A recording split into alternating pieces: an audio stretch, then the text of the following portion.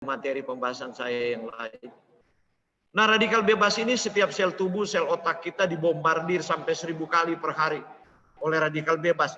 Radikal bebas yang diproduksi oleh diri kita sendiri karena mesin tidak sempurna. Kita ada dalam realitas dosa, dan radikal bebas yang masuk dari luar. Nah, bagaimana dengan orang Advent tidak minum alkohol, tidak merokok? Tapi bagaimana radikal bebas yang lain itu? Masuk. Bahkan saya katakan bahwa orang hidup di Jakarta aja, dia umurnya sudah lebih pendek daripada orang hidup di desa. Karena radikal bebas, polutan di Jakarta, baru kemudian tingkat stres karena bunyi. Jadi, kemudian makanan yang tidak sehat. Tapi memang tidak lama lagi lah. Karena itu saya rindu di mana-mana saya selalu ingatkan. Ya. Anda mau tersinggung, Anda mau marah, tapi ini fakta. Kalau Anda tidak cepat keluar dari kota besar, akan terlambat.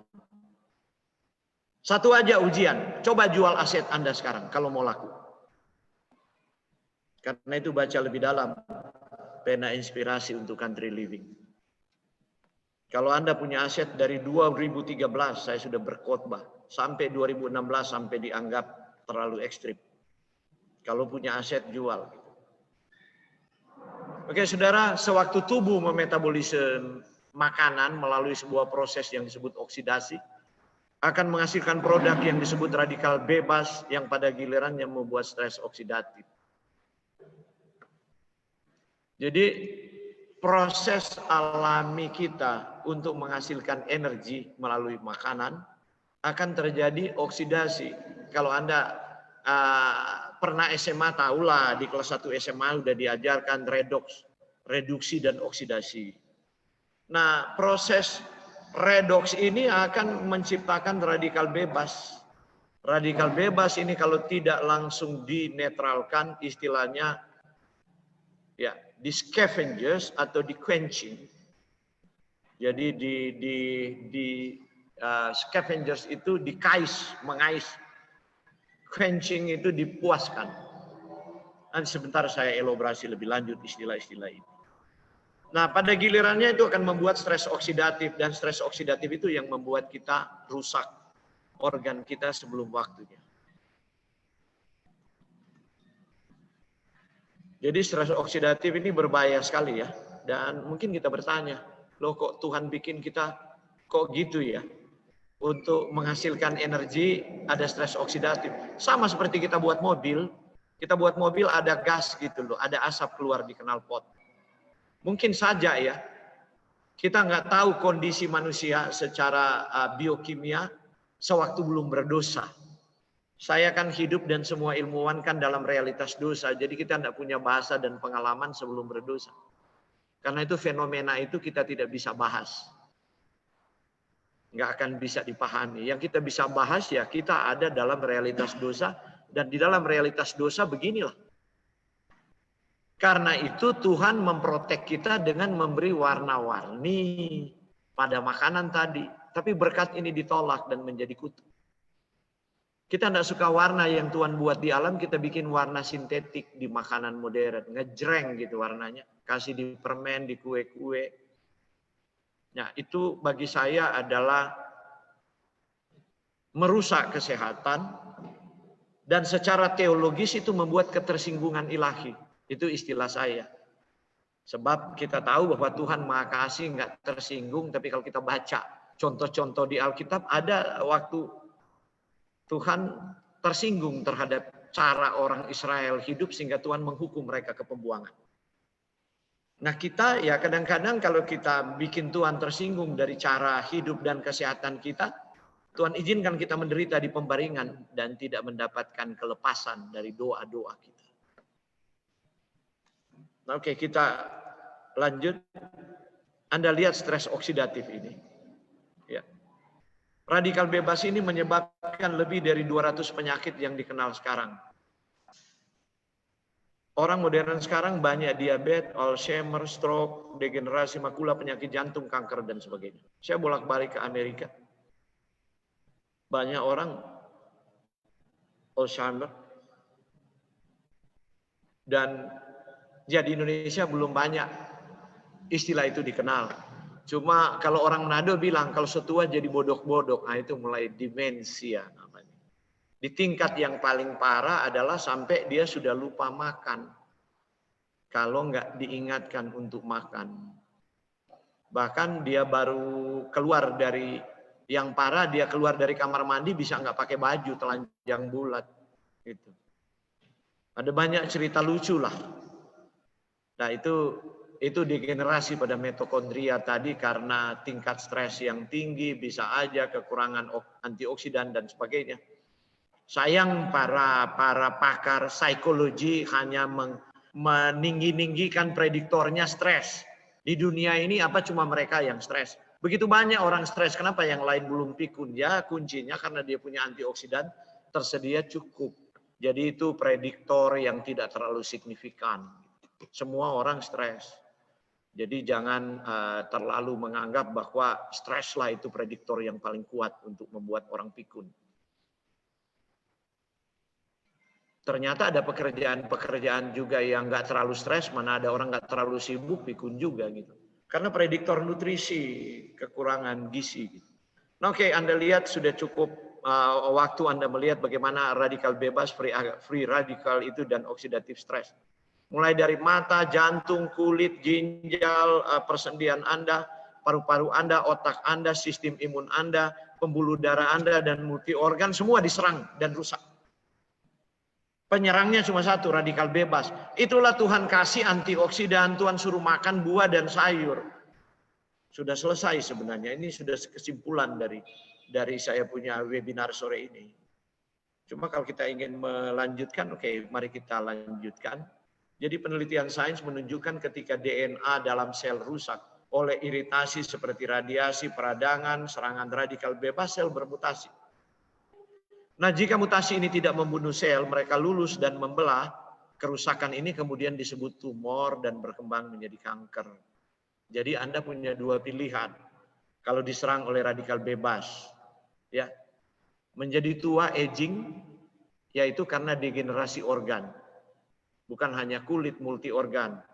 Atau kanker. Jadi tua cepat, organ cepat rusak, jantung cepat rusak, pankreas cepat rusak, ginjal cepat rusak, atau kanker, nggak ada pilihan lain. Dan itulah realitas kesehatan di akhir dunia ini, sebelum Yesus datang. Sehingga memang Tuhan mengizinkan ini terjadi untuk jadi tontonan di panggung sejarah. Jadi saya coba untuk membuat jembatan antara sains dan teologi seperti ini. Jadi Tuhan izinkan sains berkembang di titik ini agar supaya kita dapat memahami teologi lebih baik, memahami Alkitab lebih baik. Tuhan mengizinkan dosa itu membuat manusia begitu terpuruk, manusia itu menjadi begitu bodoh, menjadi begitu cinta diri, di dalam kegelapan menjadi begitu merusak kesehatannya, hanya supaya mereka dapat mengakui bahwa Allah itu benar. Tapi mengakui bukan untuk bertobat, mengakui untuk dihukum. Jadi saya tiba pada kesimpulan seperti itu. Karena itu ada tugas besar kepada kita yang membawa pekabaran 3 malaikat. Tidak ada hal yang lebih penting, pena inspirasi katakan. Ada banyak keindahan di dalam Alkitab. Ada banyak hal. Tetapi sebelum Yesus datang, hanya ada satu pekabaran yang akan memenangkan seluruh dunia. The last message of mercy. Dan itu tangan kanannya adalah reformasi kesehatan.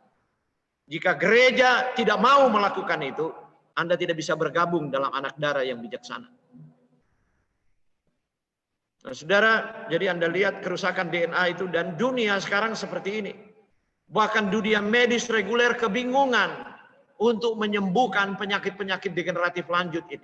Tiap tahun bertumbuh, Anda sudah lihat data-data sepanjang malam saya kemukakan 71% terakhir 2018 yang membunuh populasi di dunia adalah penyakit non-communicable disease, yaitu penyakit gaya hidup, lifestyle disease, penyakit jantung, pembuluh darah, penyakit kanker, diabetes, paru-paru kronik, penyakit ginjal, dan penyebabnya, prediktornya selain merokok dan alkohol, tapi banyak orang sudah tidak merokok dan minum alkohol. Sekali lagi saya mau tekankan adalah nutrisi dan aktivitas fisik. Jadi jangan diubah-ubah itu. WHO berulang-ulang itu dipublikasi dalam 15 tahun terakhir. Sekarang orang pergi ke sana kemari bikin seminar bahwa penyakit itu disebabkan oleh karena 80% stres, masalah emosi 85%. Karena itu saya katakan bahwa ini sebuah pekabaran yang membingungkan umat Tuhan.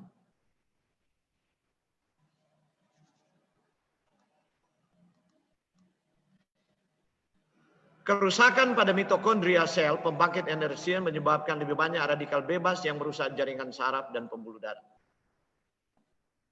Ini materi lain, jadi saya sudah buat, jadi kehidupan ada di sel Anda, saya membahas ini, bukan di materi ini. Tapi ini kesimpulan dari radikal bebas itu, karena itu penelitian sekarang di tingkat bagaimana mengobati penyakit jantung, bagaimana mengobati kanker, bagaimana mengobati ginjal, orang mulai masuk ke subseluler, meneliti mitokondria. Jadi sains terakhir yang akan berkembang di tingkat molekul ini, sains subseluler. Nah sekarang kita datang. Tadi saya katakan pencipta radikal bebas itu mesin-mesin pabrik, sinar matahari, mitokondria kita. Bagaimana dengan makanan kita? Apakah makanan kita juga menjadi pencetus radikal bebas? Baik, mari kita mulai. Kalau Anda konsumsi karbohidrat yang tidak mengenyangkan, gula tinggi, serat rendah, kaya trans fats, indeks glikemik tinggi, Anda bukan cuma dapatkan kadar gula darah naik, berat badan Anda naik, Anda dapatkan radikal bebas. Karena Anda menggoreng-goreng. Ya. Jadi double-double lah dapat problemnya. Baru karbohidrat yang tidak mengenyangkan, Anda suka makan kerupuk, jadi saya mohon maaf.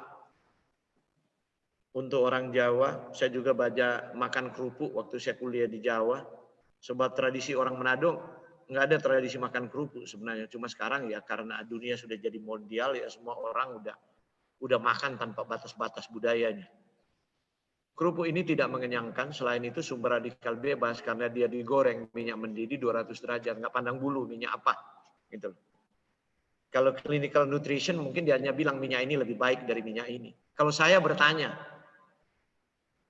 di minyak itu ada molekul apa? Rantai karbonnya diikat bagaimana? Sebab kita studi molekuler begitu. Dia dipanaskan berapa derajat?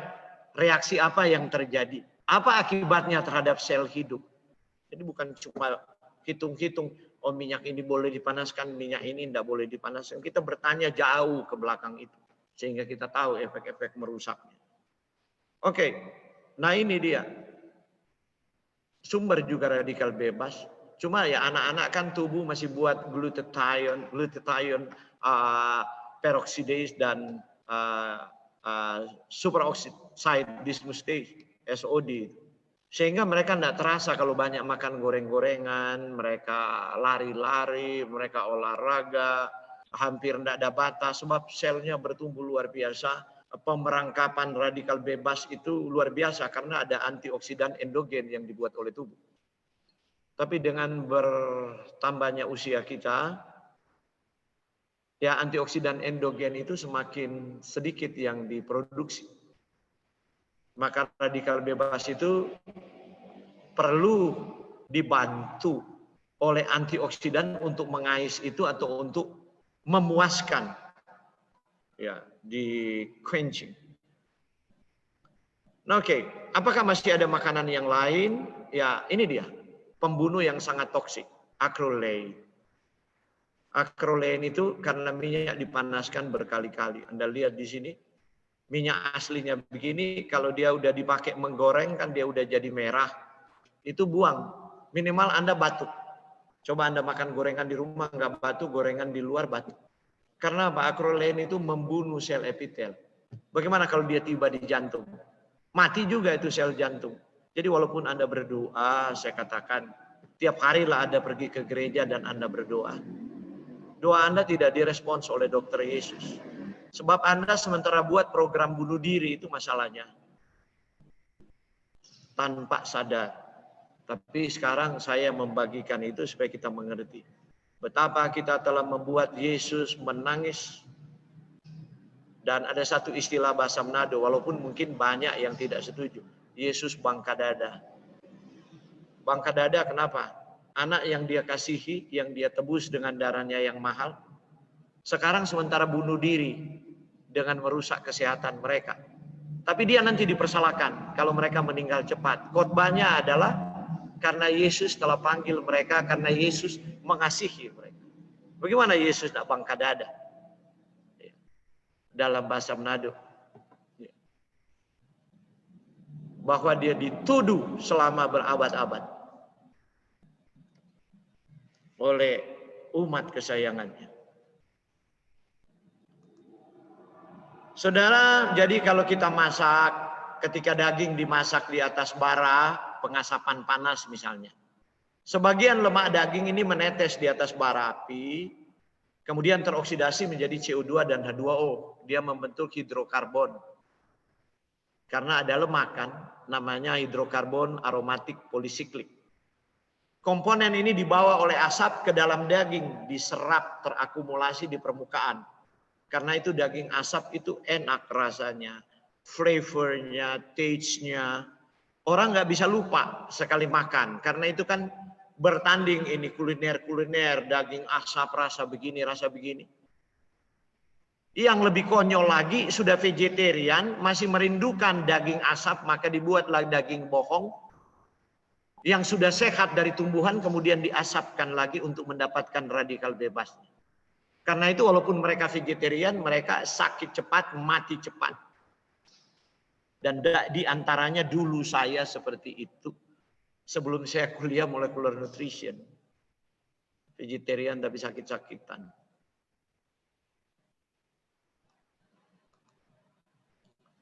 Jika dikonsumsi, maka hati akan mengoksidasi komponen benzoapyrin dan polisiklik aromatik hidrokarbon lainnya, yang jika dalam jumlah besar menyebabkan DNA itu mengalami mutasi. Dan apabila produk pangan dengan benzoapyrin ini, seperti barbeque, sate, ikan asap, dikonsumsi terus-menerus, terjadilah akumulasi DNA yang rusak. Tidak 1-2 tahun, tidak 5 tahun. Anda tahu kanker payudara? Di waktu dia terdeteksi, setidaknya mutasi itu telah berlangsung 5-8 tahun. Baru dia terdeteksi stadium awal. Stadium 1. 5 tahun, 8 tahun yang lalu mutasi sudah terjadi karena pola makan Anda. Jadi lihat belas kasihan Tuhan. Dalam bahasa Manado Tuhan kasih 5-8 tahun. Baking rusak jo. Tapi nanti setelah 8 tahun, nah Tuhan bilang so boleh tuai. Benih ini sudah tumbuh. Nah saudara, sehingga terjadilah akumulasi, maka terjadilah kanker. Tidak ada kanker 1-2 tahun. Kanker usus paling kebal. Itu berkembang 15-20 tahun. Jika Anda umur 30, Anda kanker usus, dan 10 tahun so rusak makanan Anda.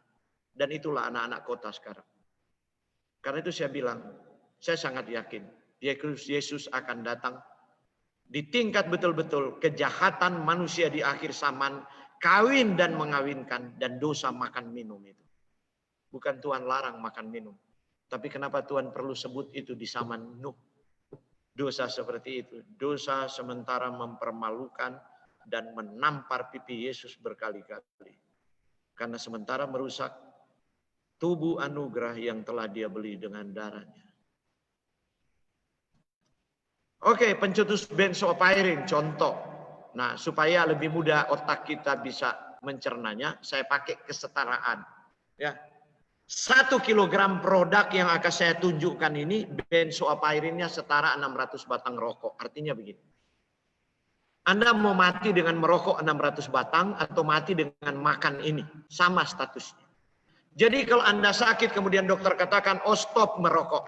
Anda ngotot-ngototan bilang, oh saya nggak merokok dok. Dokter bilang nggak, racun ini karena merokok. Karena dokter semula hanya tahu itu ada di rokok. Dia nggak tahu bahwa itu juga ada di sini gitu loh. Ini dia. Ini nggak pandang halal atau haram, clean or unclean. Jadi mau sapi kayak mau ayam, mau kambing, mau babi sama. Jadi jangan anggap, oh ini halal, makan aja. Gitu. Jadi Anda lihat, ini kalau Anda makan sate, satu kali makan satu tusuk itu kira-kira 50 gram lah. Kalau tusuknya besar-besar. Taruhlah tusuk kecil 30 gram. 3 tusuk 100 gram. Anda makan. Ada orang nggak mau menyerah cuma 3 tusuk, 10 tusuk. 300 gram. 3 hari makan 1 kilogram. Seperti Anda merokok 600 batang rokok. Jadi kalau kemudian Anda kanker paru, kanker lambung, kanker usus besar, kemudian ditemukan tes. Setelah dites, oh ini ada penumpukan dari karsinogen. Nah nanti dibilang, Pak, Ibu, sesudah pengobatan, ya change lifestyle, jangan merokok lagi, kaget. Saya katakan begitu sebab banyak yang datang ke saya seperti itu. Saya kok nggak pernah merokok, dituduh merokok. Saya bilang, coba saya assess dulu. Dan saya bercanda, oh Anda merokok lebih hebat dari perokok. Karena Anda hobi makan sate. Barbecue. Sekali lagi, tidak ada hubungan dengan halal haram.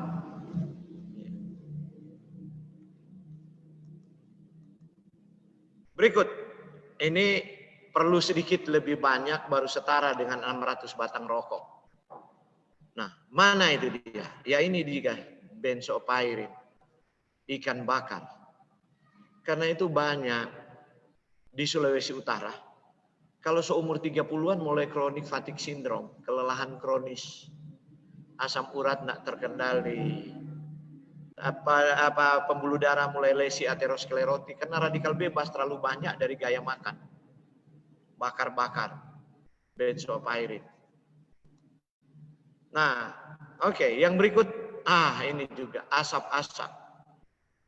Oh, kita hobi sekali yang sebelah kanan, sebelah kiri. Dabu-dabu doa dan cakalang fufu. Ini sumber karsinogen. Terus orang bilang, power untuk melebih-lebihan. Apa orang belum mati-mati ion? Karena gen kuat. Belum mati-mati. Tapi nanti, mungkin 60 tahun, baru kemudian dia mulai datang. Harusnya Tuhan dah kasih bisa hidup 100 tahun. Tapi cuma sampai 60 tahun. Dan kadang-kadang orang Kristen sudah fatalisme. Yang penting setia ke gereja, tidak jadi penjahat. Ya kalau memang mau mati ya Tuhan so sayang akang ketuk. Itu bahasa Manado. Sudah disayangi Tuhan, dipanggil pulang ke rahmatullah. Tapi dia nggak tahu Tuhan mau hitung-hitungan itu dalam penghakiman. Ya. Kenapa engkau bunuh diri? Gitu. Membunuh tubuh yang telah aku beli dengan darah yang mahal. Ketika daging ikan, nah tadi kan dipanggang. Sekarang ketika digoreng dengan minyak mendidih. Minyak mulai mendidih 150 ke atas lah. Minyak panas. Ya. Semakin tinggi semakin buruk, maka sebagian protein mengalami denaturasi membentuk heterosiklik amin. Merupakan karsinogen kuat. Ya. Apa yang terjadi? Nah, jika karsinogen ini kemudian menumpuk dalam makanan kita konsumsi mungkin 1 porsi tidak jadi masalah. Kalau setahun 1 porsi mungkin efeknya nggak kelihatan. Tapi bagaimana jika produk ini dikonsumsi terus-menerus? 1 minggu 3 kali misalnya. Ikan goreng. Aduh, ikan goreng apalagi. Ikan tudek yang malalugis, goreng kering sampai tore-tore DP ekor. Aduh, enak sekali itu. Ya, di Manado saya anak-anak makan begitu. Sampai saya SMA. Tapi jika produk ini dikonsumsi terus-menerus, terbentuklah molekul yang namanya heterosiklik amin, dia menyebabkan terjadi mutasi langsung amin orang punya gen. Nah, kita dapat di mana heterosiklik amin itu? Nah, ini dia. Enak tuh kalau digoreng kering kan dan makan kayak kerupuk kriak-kriuk. Orang Manado bilang colo dabu-dabu. Wah, enak sekali. Ini heterosiklik amin semua.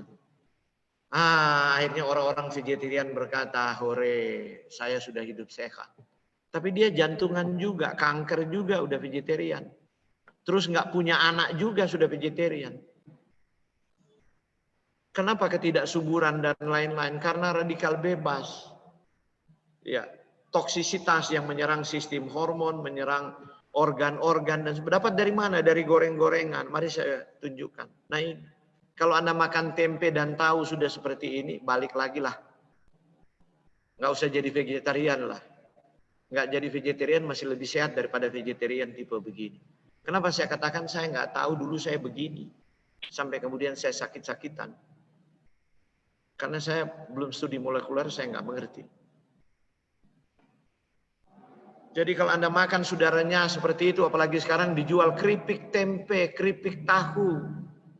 Ini tahu vegan, dibungkus rumput laut, digoreng, di oven. Nggak mungkin dia jadi renyah kalau ovennya nggak 200 derajat. Ya rusak dong proteinnya, denaturasi menjadi heterosiklik amin. Dan kanker sementara menunggu. Itulah sebabnya banyak klien saya vegetarian juga sakit jantung, kanker, miom, ya, fibrosis, fibroid, kemudian ya kista. Yang berikut adalah nitrosamin. Ini gabungan dari nitrat dan amin. Amin itu protein, jadi di nitrosamin. Ini dia menyebabkan kanker lambung, kanker tenggorokan. Banyak di Indochina. Hasil penelitian di sana. Kenapa? Sebab mereka suka ini. Ini sumber nitrosamin. Telur asin. Lacto-ovo vegetarian. Telur kan orang vegetarian boleh. Saya sudah nggak makan daging, nggak makan apa. Telur asin. Dia dapat nitrosamin. Tekanan darah naik. Orang bilang hore, saya nggak makan telur asin kok. Tapi saya hobi ini nitrosamin, ikan asin.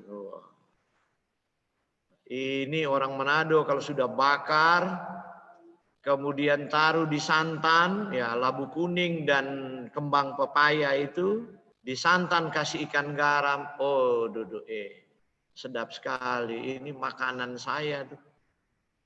Karena nggak ngerti dulu. Kalau enggak ikan garam enggak enak memang. Ada orang katakan, kita sudah memakai ikan garam. Tapi yang ini kita nggak bisa tinggalkan. Ini dia. Ya, orang Manado dengan orang Medan sama ini. Di atas dari Medan itu. Saya paling suka yang kanan bawah itu. Agak besar sedikit. Digoreng kering. Garo rica itu namanya. Kasih pedas-pedas, cabai. Kasih kacang tanah. Waktu saya kuliah, ibu saya taruh di kaleng besar, kirim ke Jawa Tengah. Makan itu. Karena itu saya pikir, loh kok saya makin hari makin goblok ya. Dulu di SMA nggak mencatat, saya bisa hampir fotografi niru guru saya. Menerangkan kok ini setelah kuliah makin hari makin melempem gitu. Udah pegang 3 kali ini buku, nggak 70% juga masuk. Saya nggak ngerti. Nggak tahu ya itu, karena perokok juga. Pemakan margarin juga. Hobi juga begini. Jadi tubuh saya penuh radikal bebas di waktu muda. Karena itu sakitnya macam-macam.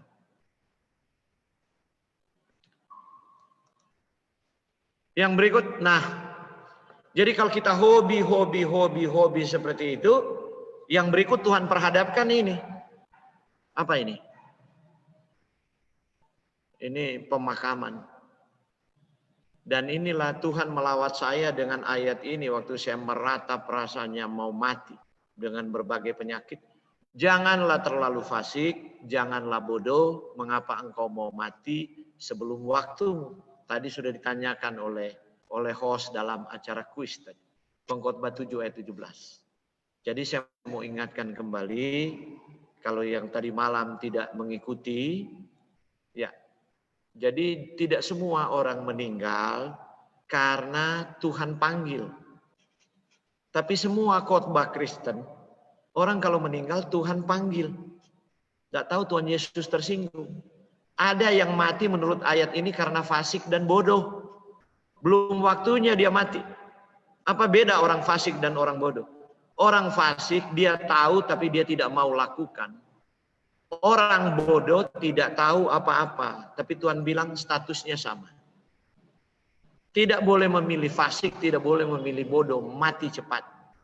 Mati bukan di dalam rencana Tuhan. Jadi harus bagaimana?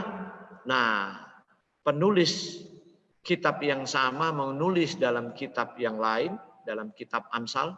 Tidak ada pilihan lain, bodoh atau fasik cepat mati, kita harus berhikmat. Amsal 3 ayat 13, berbahagialah orang yang mendapat hikmat, orang yang memperoleh kepandaian. Ini saya mengulangi apa yang tadi malam. Karena keuntungannya melebihi keuntungan perak dan hasilnya melebihi emas. Jadi itu hikmat lebih dari emas dan perak. Luar biasa ini. Tuhan memberi inspirasi kepada Salomo. Ia lebih berharga dari permata, apapun yang kau inginkan tidak menyamainya. Bayangkan kalau orang tidak punya hikmat dan mati cepat. Buat apa dia punya emas dan perak? Capek-capek dia cari. Tidak bisa membeli kehidupan. Karena itu saya ulang-ulangi. Orang yang punya banyak duit jangan jadi congkak dengan hukum kesehatan. Saya sering dengar itu orang ngenyek begini kata orang Jawa.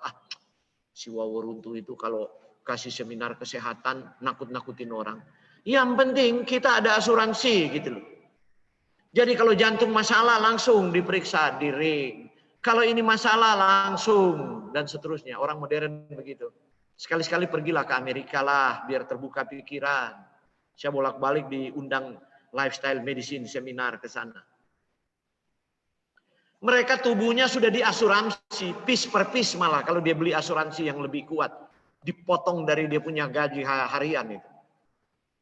Tapi toh asuransi tidak bisa mengejar kesehatan dan kesembuhan. Banyak yang tumbang karena jantung, yang tumbang karena kanker, bahkan sebelum usia 60. Yang tumbang karena stroke, yang tumbang karena gagal ginjal.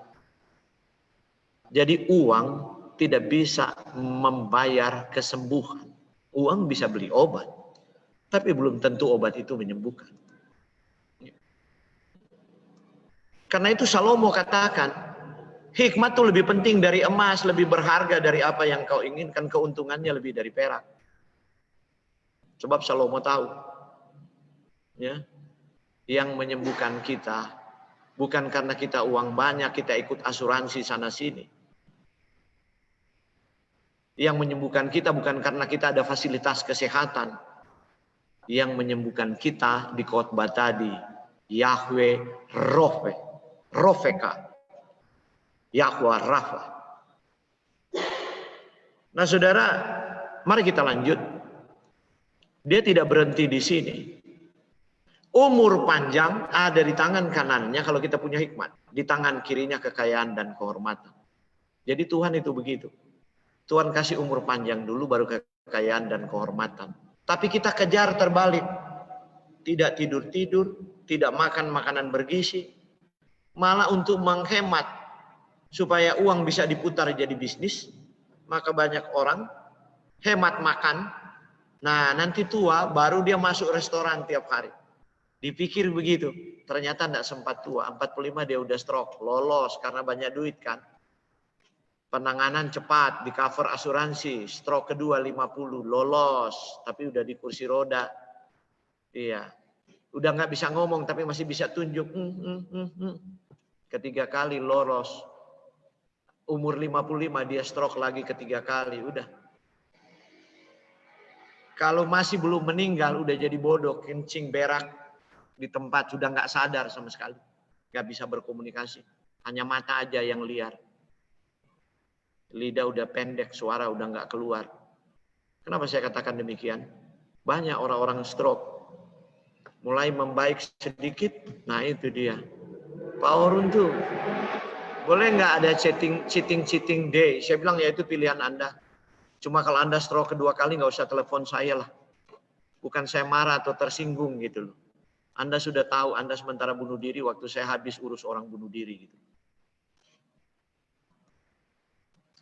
Umur panjang ada di tangan kanannya, di tangan kirinya kekayaan dan kehormatan. Sebab Tuhan mau kalau umur kita panjang, kemudian kita memiliki kehormatan dan kekayaan, kita dapat berdiri di panggung sejarahnya untuk menjadi teladan bagi yang lebih muda untuk memajukan pekerjaannya.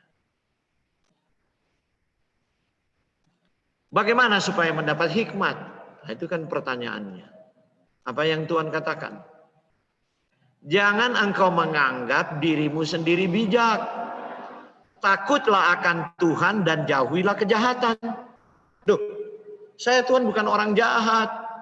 Saya baik sama istri saya, keluarga saya tidak pernah marah-marah, tidak pernah berdusta, tidak pernah bikin dosa dan lain-lain.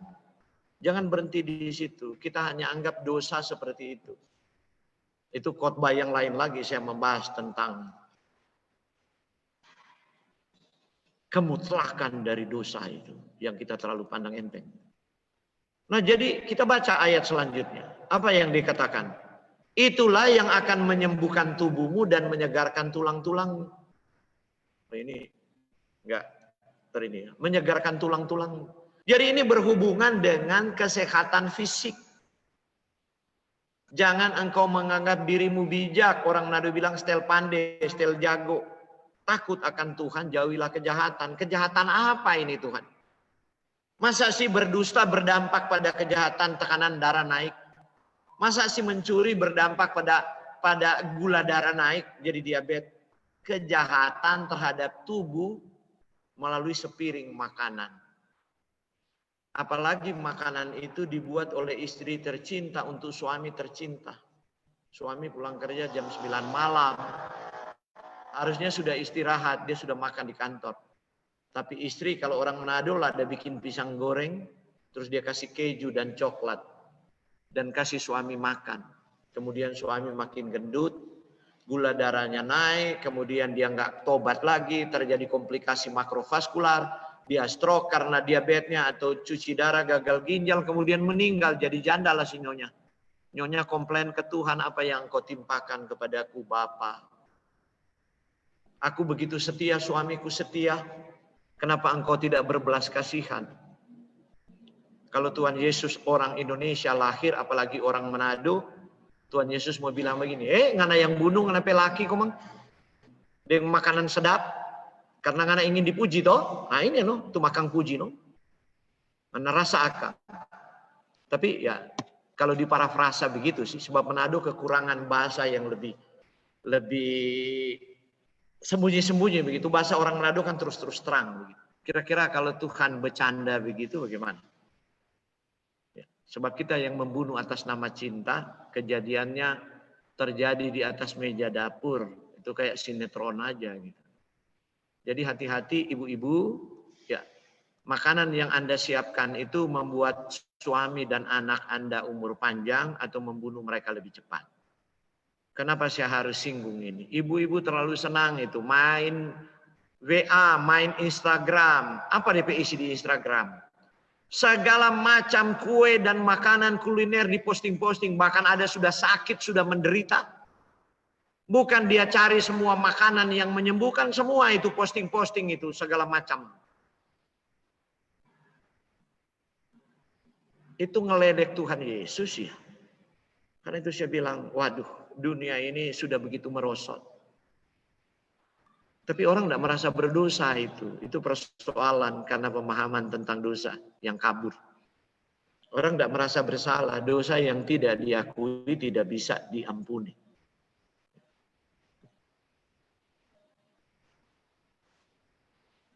Nah, oke.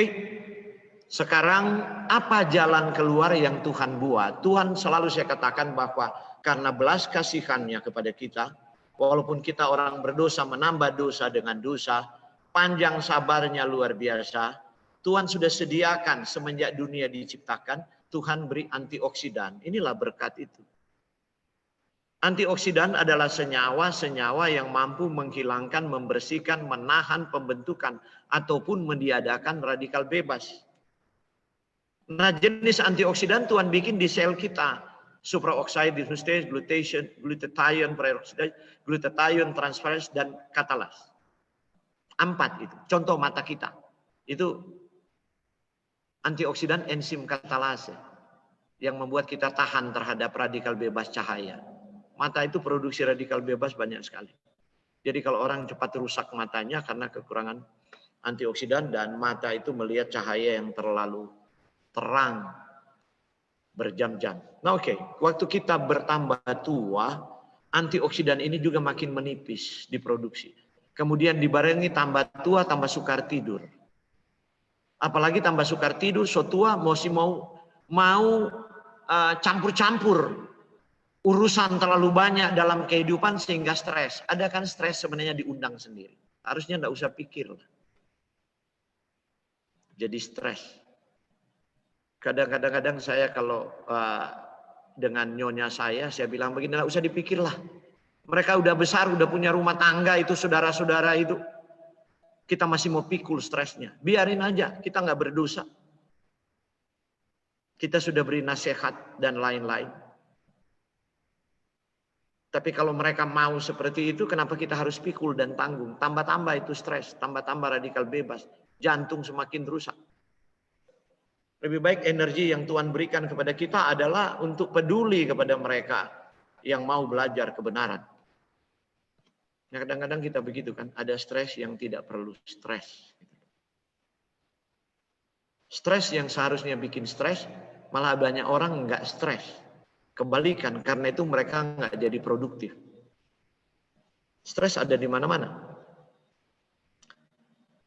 Ada antioksidan ekstraseluler, berasal dari makanan seperti alfa beta karoten, alfa tokoferol, vitamin C, ubiquinol, flavonoid, resveratrol, antosianidin dan lain-lain. Dan begitu banyak. Nanti kita elaborasi lebih lanjut ya. Oke. Karotenoid. Ada lebih dari 600 karotenoid yang telah diketahui. Tapi Tuhan bikin lebih banyak dari itu. Cuma keterbatasan dana penelitian, itu kan kuncinya hanya di situ. Yang begini-begini kan tidak terlalu menarik bagi perusahaan farmasi untuk danai, sebab tidak menguntungkan secara bisnis. Sebab tidak bisa diklaim dan dipatenkan, itu persoalannya. Ya, sekali Anda temukan satu karotenoid yang bisa jadi magic bullet, misalnya obat untuk kanker, Anda publish, Anda tidak bisa patenkan itu. Sebab itu bahan alam, tidak bisa dipatenkan. Maka ya farmasi nggak mau dukung lah dengan penelitian. Karena itu banyak yang ngeyel gitu. Ini kan nggak terbukti secara ilmiah, bisa menyembuhkan dan lain-lain. Kalau dia dokter Advent ngomong gitu, saya langsung tunjuk. Kamu cuma punya otak Yunani. Tapi mengabaikan tulisan Alkitab dan pena inspirasi yang begitu kaya. Menyarankan kita untuk bagaimana setidak-tidaknya, bukan menafikan pengobatan modern dan sebagainya, tapi kita sekurang-kurangnya kita buat integratif complementary. Ya. Artinya bagaimana kita mau memadukan pengobatan modern ini dengan farmasi ini, dengan wahyu yang kita miliki sebagai satu umat dan Alkitab yang kita punyai, bahwa Allah menyembuhkan menggunakan sarana-sarana alam yang Tuhan sudah sediakan di alam. Tapi ada begitu sombongnya dengan otak Yunaninya dan bangga dengan gelar-gelar akademiknya. Bagaimana dia mempertanggungjawabkan itu kepada sang pemilik. Hidupnya dan hidup orang-orang yang dipengaruhi oleh pandangan-pandangannya. Saya kadang-kadang ya merasa wah, semakin hari betul-betul kita semakin congkak di hadapan Tuhan. Karotenoid ini pigmen dominan pewarnaan pada semua pohon Tuhan bikin. Sekitar 15-30% warna tumbuhan, terutama warna merah dan ungu disebabkan oleh kelas kimia yang lainnya. Oke, saya tidak menyinggung terlalu banyak. Ada banyak waktu lagi mau membahas pertanyaan. Oke, ini aja pengantarnya. Ada begitu banyak karotenoid, satu warna gitu. Jadi Tuhan bikin sederhana. Waktu manusia melihat warna, tanpa perlu studi molekuler. Jadi Tuhan itu luar biasa belas kasihannya. Waktu orang makan satu kembang misalnya, kemudian perutnya rasa enak. Tapi dia akan ingat terus, dia nggak akan lupa. Karena setiap kembang ada warna, ada bentuknya. Jadi dia ajarkan turun-temurun, kalau kamu sakit perut, makan ini kembang nih. Warna merah umpamanya, kemudian dia bentuk mahkotanya begini. Nah itulah jadi di dalam tradisi tradisional Chinese medicine begitu. Dari mulut ke mulut, Ayurveda begitu. Jamu-jamu Indonesia begitu, jadi local wisdom. Tapi waktu kedokteran barat masuk, semua itu hilang. Sirna. Dianggap itu tidak berguna. Tapi kemudian kita belajar dari kesalahan 50 tahun, sekarang digali kembali. Dan pemerintah kita tertinggal. Nanti waktu Presiden SBY baru ada tuh. Fitofarmaka, penelitian. Dan didanai oleh negara. Ya. Untuk saintifikasi itu herbal. Kita ketinggalan sama Cina. Sama India yang telah mendapatkan devisa. Ratusan triliun dari industri fitofarmaka. Padahal kita punya hutan terkaya nomor 2 di dunia. Dengan begitu banyak plasma nufa itu sumber herbal dan lain sebagainya. Karena apa? Kita terlalu cepat, terlalu pongah bagi saya. Dan menganggap apa rekayasa di laboratorium itu, farmasi itu yang paling baik. Nggak tahu, Tuhan udah buat molekul di alam. Dan sekarang penelitian obat baik kanker, jantung apa, meniru molekul yang Tuhan sudah buat di alam. Agar supaya bisa dipatenkan. Itu meniru molekul yang ada. Bukan datang dari dunia anta beranta, ada duduk-duduk di bawah pohon, merenung-merenung, kemudian muncul tuh gambaran molekul. Enggak. Mereka ambil ini bahan alam, kemudian mereka coba ke bakteri, mereka coba untuk blok inflamasi dan sebagainya. Oh berhasil, mereka tiru itu molekul, kemudian bikin obat supaya bisa dipatenkan. Jadi semua meniru. Karena itu Salomo bilang tidak ada sesuatu yang baru di alam. Tapi yang saya bilang dokter-dokter keblinger itu, ilmuwan-ilmuwan keblinger itu terlalu pongah di hadapan Tuhan. Harusnya dengan rendah hati. Bahwa Allah tidak membuat manusia berdosa kebingungan kalau dia sakit. Tuhan telah menyediakan sarana-sarana di alam. Jika itu dihargai, kemudian dengan iman datang dengan doa. Saya tidak menafikan obat ya. Ada obat memang tidak terlalu merusak. Tapi Tuhan ada menyediakan. Saya kasih contoh saja. Ada banyak orang jadi problem pakai pengencer darah. Kemudian dia pendarahan okul, dia punya lambung, nggak enak, mah nggak enak, hatinya terpengaruh. Kenapa nggak pakai jahe merah aja? Diminum jusnya itu. Itu hebat sekali untuk pengencer darah itu. Kerjasama antara sagal dan gingerol. Molekulnya itu. Karena itu saya buat itu ramuan untuk lomba desa herbal itu. Sudah 2 kali itu.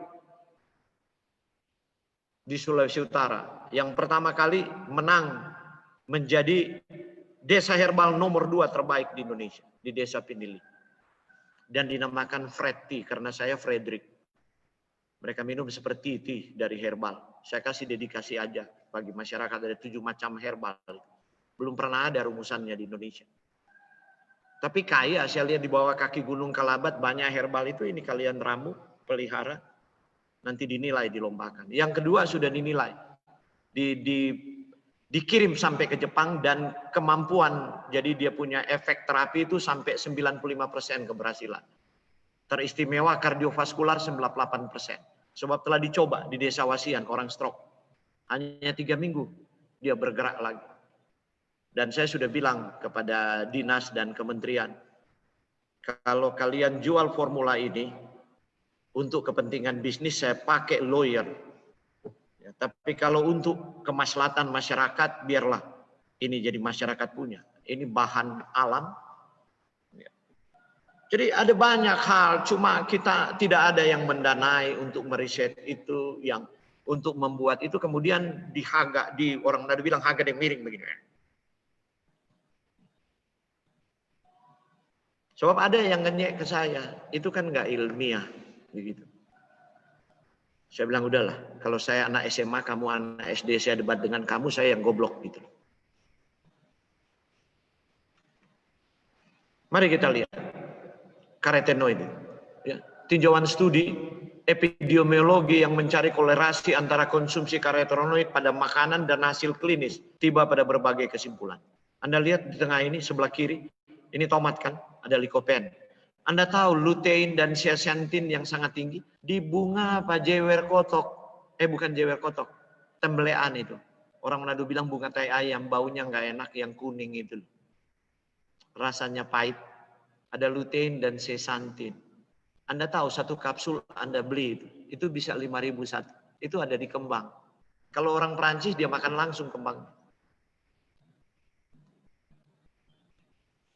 Mari kita lihat kolerasi antara makanan yang kaya buah dan sayuran, ya, Kemudian mereka lihat efeknya pada kanker paru, mereka dapatkan efek perlindungan hingga 400 gram per hari. Mereka semua bertindak sebagai antioksidan pelindung sel dari radikal bebas. Perokok cenderung memiliki konsentrasi radikal bebas tinggi melalui bahan kimia yang mereka hirup dan kekurangan antioksidan. Karena itu ada perokok yang belum kanker, ada perokok yang kanker di usia sekian. Ada perokok yang emfisema di usia sekian, ada perokok yang belum. Karena apa? Itu berbeda. Ada perokok, dia makan nasi putih mungkin, dia kekurangan buah dan sayur, ada perokok yang tidak seperti itu. Sehingga dia lebih tahan. Bukan berarti saya mau katakan boleh merokok, yang penting makan buah dan sayur. Bukan. Tapi ini hasil penelitian. Ya. Kenapa yang lain kok bisa dalam usia lebih muda, kanker sudah termanifestasi, ada yang merokok sampai usia 90 nggak mati-mati. Sebab kadang-kadang orang tanya begitu, ngeyel sama saya di seminar. Paman saya, papa saya tuh udah sampai 9 tahun itu perokok tuh nggak kanker paru. Saya bilang bukan cuma paman kamu. Di keluarga saya sendiri wawuruntu banyak di kampung. Peminum alkohol, merokok, perempuan tuh umur mati 104 tahun. Jadi sederhananya aja begini, kalau dia tidak merokok, tidak minum alkohol, mungkin dia bisa 200 tahun itu. Tapi karena dia merokok dan apa ya dia curi itu umur kasih karunia Tuhan, umurnya jadi lebih pendek. Karena dia punya gen umur panjang gitu. Dan kemudian mungkin 40 tahun pertama kehidupannya ya di zaman belum dipupuk-pupuk dan apa dia olahraga, jalan kaki, sepeda motor belum ada, jadi dia punya anak sungai dari pembuluh darah di jantung itu banyak sekali, jadi ada menyumbat-nyumbat, tapi jantungnya masih memompa aja gitu. Jadi jangan langsung kemudian anggap bahwa manusia dibatasi 100 tahun sehingga kalau meninggal 90 masih merokok, merokok nggak apa-apa. Nah, orang kadang-kadang begitu, minum alkohol nggak apa-apa. Toh itu kakek saya bisa 90 tahun minum alkohol. Kalau dia nggak minum alkohol mungkin dia bisa 200 tahun. Studi epidemiologi yang lain yang mereka temukan ini, pada tahun 2015, makanan yang tinggi karotenoid protektif terhadap kanker kepala dan leher. Jadi sederhananya, makanlah berwarna-warna seperti pelangi begitu. Jangan kuning-kuning terus, merah-merah terus, ganti-gantilah berwarna pelangi, hijau-hijau terus seperti orang Manado. Nggak akan sukses kalau bisnis sayur di Manado selain bisnis kangkong. Kangkong tiap hari orang beli. Kangkong, daun ubi, itu tuh. Sayurnya, padahal ada banyak sayuran yang lain. Review tahun 2015 melihat apakah karotenoid mencegah kanker prostat. Ditemukan bahwa korelasi antara diet yang kaya karotenoid memiliki efek perlindungan untuk kanker prostat. Dan saya intervensi kanker prostat. Udah banyak orang di Jakarta.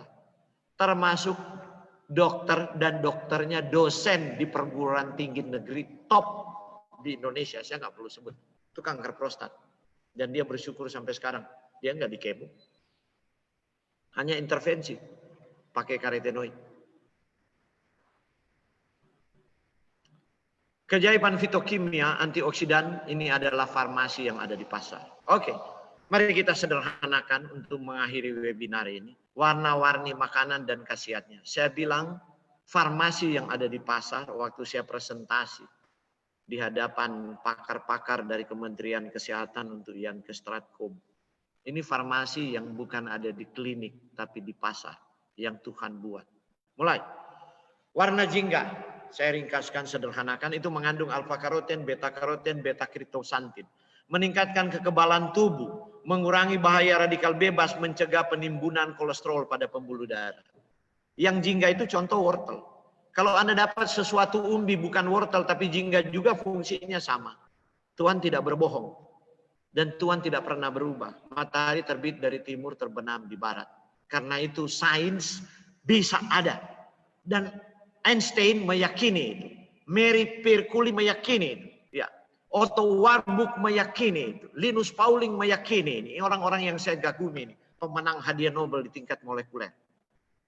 Ada pernyataan-pernyataan mereka yang membuat mereka mengenal Tuhan sebenarnya. Sangat dekat. Sebab mereka yakin bahwa jika mereka temukan sesuatu begini di alam, itu tidak mungkin dia lain. Ini jadi pegangan kita bahwa Tuhan itu konsisten, tidak berubah-ubah. Bayangkan kalau matahari hari ini terbit dari timur, besok dari barat, besok barat laut, tenggara, dan apa? Mau jadi apa dunia ini? Karena itu ilmuwan bisa mengobservasi alam. Jadi kalau Anda temukan yang begini-begini pasti itu dia. Karena itu saya sering bereksperimen. Nggak ada di buku teks, nggak ada di database herbal di Belanda, herbal medicine Indonesia. Saya hanya lihat aja. Dia punya taksonomi tanaman ini, kemudian morfologinya, saya cium baunya, rasa dia punya rasa, oke. Berarti dia mungkin mengandung zat ini. Tapi kan saya tidak punya alat-alat molekuler, formula dan apa campur, oke. Saya coba dulu kelinci percobaan saya, istri saya, anak saya baru kasih ke pasien. Setelah bertahun-tahun saya merasa bahwa itu tidak apa-apa. Pas ada perlombaan desa herbal, saya latih. Agar supaya pemerintah yang angkat dan silakan saintifikasi. Saudara, karena keyakinan saya kepada Tuhan, bahwa apa yang Tuhan buat itu sungguh amat baik di alam, walaupun ada realitas dosa, tapi Tuhan tidak membiarkan kita kebingungan. Sekarang kita dapat warna berikut. Warna kuning. Ya. Itu mengandung beta kriptosantin, flavonoid, vitamin C. Kadang-kadang dia oranye agak kekuningan. Contoh jeruk, kuning, papaya, nanas. Antioksidan yang efektif untuk mencegah penyakit jantung, pembuluh darah, dapat mencegah oksidasi lemak. Itulah sebabnya jus saya yang paling terkenal, smoothies. Mungkin sudah 10 juta lah di seluruh dunia yang menggunakan itu. Kenapa saya gunakan seluruh dunia? Sebab teman-teman di Polandia, di Eropa Timur, Austria, dan lain-lain menggunakan itu. Saya formulator pertama yang membuat pepaya, nanas, apel, kasih flaxseed, dan jahe merah. Coba Anda minum itu tiap pagi. Sebelum makan, bangun tidur, minum air, kemudian minum. Ya kecuali Anda diabetes, ya. Kalau Anda diabetes, ya gula darah naik. Tapi itu bisa diatur mana lebih banyak. Tapi ini saya katakan untuk orang umum. Yang kolesterol, trigliserid, pegal linu, badannya sakit-sakit, dan sebagainya. Oke. Mari kita lanjut. Sekarang warna merah itu mengandung likopen, beta kriptosantin, antosianin, beta sianin, antioksidan yang sangat kuat, mengatasi radikal bebas, anti kanker, anti diabetes, mencegah sel-sel kulit mengalami penuaan dini karena radiasi. Pepaya merah, tadi kan ada pepaya kuning, ini ada pepaya merah. Ada semangka, ada tomat, ada cabai merah. Tapi ada perbedaan likopen di tomat. Dia menjadi aktif kalau kendaraan pembawa adalah lemak, karena itu dia mesti ditumis. Tapi kalau semangka tidak perlu tumis, tidak ada semangka tumis. Makan aja begitu semangkanya. Oh, ini. Oke, sayuran yang berwarna hijau mengandung klorofil, alfa karoten, beta kriptosantin, lutein, asam folat, zeaxanthin. Itu antioksidan untuk mata dan kulit, mencegah anemia, mencegah kanker, membantu proses detoksifikasi. Ini sayuran-sayuran yang hijau. Dan ada fitokimia lain yang akan membuat tidak dalam satu slide tidak muat semua. Dengan manfaatnya seperti misalnya contoh seperti brokoli ada sulforafan gitu kan. Indol, trikarbinol dan sebagainya. Nama-nama aneh malah bikin bulet orang dengar. Yang penting Anda tahu manfaatnya seperti itu. Oke, baru kemudian yang warna kuning di umbi-umbian, alfa karoten, beta kriptosantin, lutein, antioksidan untuk mata, kulit, mencegah anemia, mencegah kanker, membantu proses detoksifikasi. Ini semua farmasi yang ada di alam. Ketimbang Anda beli pel-pel ajaib, magic bullet itu lutein, zeaxanthin, beta kriptosantin banyak dijual tuh di Sprout, di apa namanya Costco di Amerika. Tapi itu ada di makanan, ya makanlah. Ya. Kalau Anda makan terus kenyang, jus lah. Jus ini labu. Dan minum. Tapi kalau orang diabetes, di blender aja. Dengan dia punya serat-serat. Oke. Yang berikut, warna merah ungu mengandung antosianin, ellagic acid, flavonoid, mencegah peradangan, mencegah penyakit jantung, diabetes, kepikunan, penyakit ginjal, anti tumor. Karena itu saya ajar orang yang berduit, orang kaya ketimbang duit disimpan-simpan, beli keramik di rumah, Jaga kesehatan, mending beli buah beri kemudian di blend jadi mix berry dan minum. Itu bisa jadi awet muda dan jantung juga awet. Iya kan? Ketimbang cuma nengok-nengok keramik harga 50 juta kesentuh jatuh pecah. Lebih baik tubuh ini dipelihara jadi seperti barang antik gitu loh. Ya. Tua tapi tetap sehat gitu.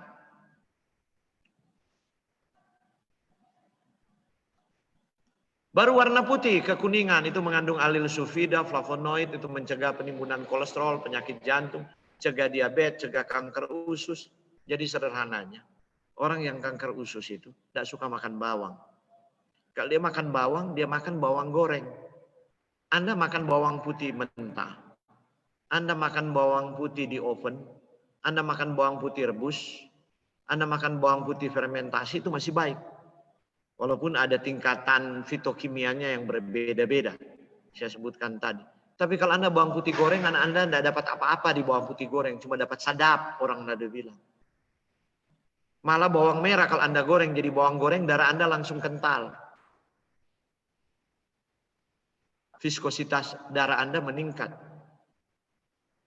Padahal Tuhan ciptakan bawang-bawangannya ini untuk membantu kolesterol, membantu pengenceran darah, membantu untuk supaya kanker tidak berkembang, membantu supaya otot jantung itu tidak mati.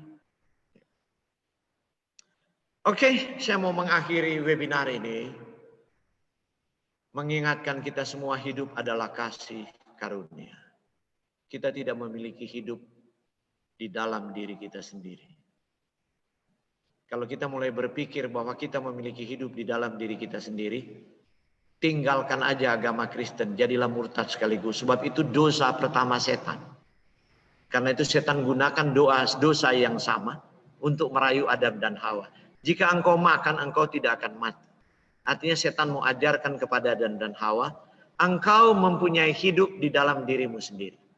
Jadi walaupun engkau menentang Allah, dia bukan pencipta. Sebab hidupmu itu ada di dalam dirimu sendiri. Hebat nggak ini setan? Dosanya dia buat begitu dan itu dosa manusia modern. Di waktu Anda mempertuhankan dirimu sendiri, menentang prinsip-prinsip Tuhan, dan orang Nado bilang sonen tahu tako, so jadi setan kecil. Hidup kita adalah hidup yang dipinjamkan dan kita dipinjamkan dengan bunga yang sangat besar, yaitu Roh Kudus, Arabon, uang muka. Itu di khotbah saya yang lain, nama lain dari Roh Kudus, dan kita dibeli dengan darah yang sangat mahal. Saudara, karena hidup adalah kasih karunia, maka sehat atau sakit bukan kebetulan, tetapi pilihan. Sehat atau sakit adalah pilihan, kita harus memilih. Jangan selalu kita menganggap bahwa ya ini bagian dari kasih karunia, maka kita nggak punya tanggung jawab lagi. Kesera-sera whatever will be, will be. Apa mau terjadi, terjadilah. Kalau memang semua mati, ya mati. Orang Manado ada bahasa begitu. Kalau sudah waktunya mau mati katanya, pasti mati. Tuhan Yesus bilang, seenaknya kamu ngomong ya. Kamu tahu nggak? Saya menderita hanya untuk membuat supaya engkau hidup. Dan engkau hidup di dalam kelimpahan. Jadi hati-hati orang Kristen punya mulut itu. Kadang-kadang kita menghina, menampar Tuhan Yesus tanpa kita sadar. Baru kalau sakit dan sehat itu bukan kebetulan adalah pilihan, maka hidup sehat itu bukan biaya, tetapi investasi. Ada orang ujung-ujung setelah ikut seminar saya, tapi Pak Uruntu, ternyata kalau hidup sehat seperti Pak Uruntu ajurkan itu mahal Pak Uruntu. Iya, karena Anda di kota jadi mahal. Karena itu country living lah, pindah ke desa supaya bisa menanam sendiri. Dan Anda dapat semua. Iya, itu jadi permisif nanti. Mana lebih penting?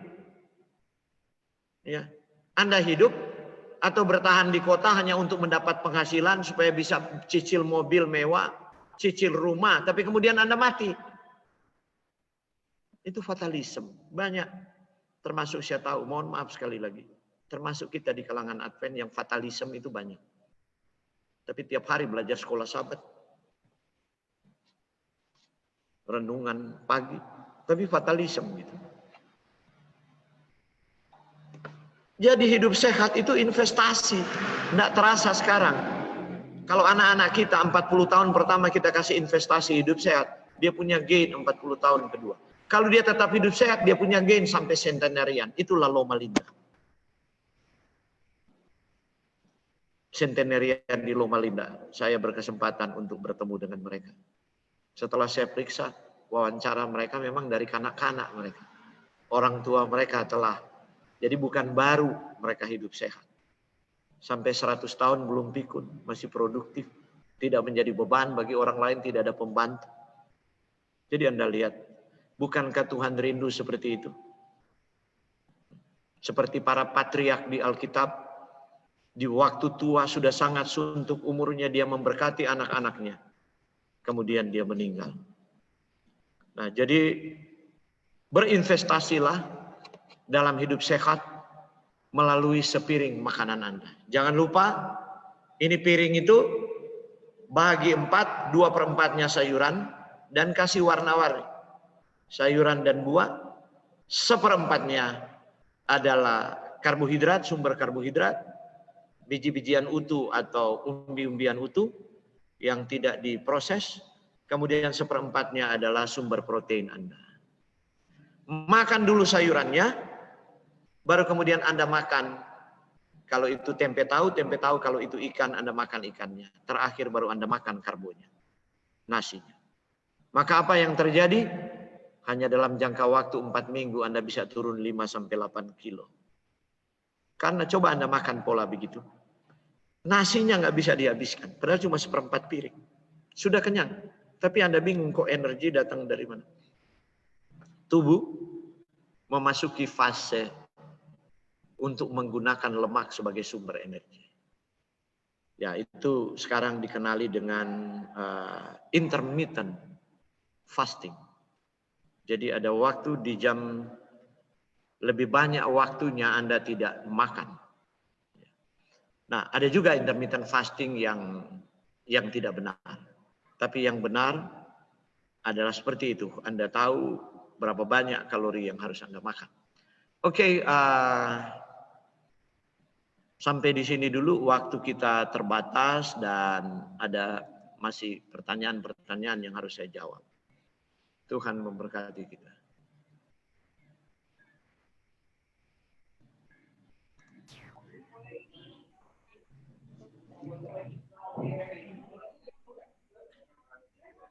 Baik, terima kasih untuk Sir Waworuntu atas materi yang dibawakan. Dan pada saat ini kami akan membacakan pertanyaan-pertanyaan Anda dari hari pertama hingga hari kelima yang akan langsung dijawab oleh Sir Fredrik Waworuntu. Dan saat ini minta tolong untuk panitia menampilkan pertanyaan pada hari yang pertama untuk Sir Fredrik langsung menjawab.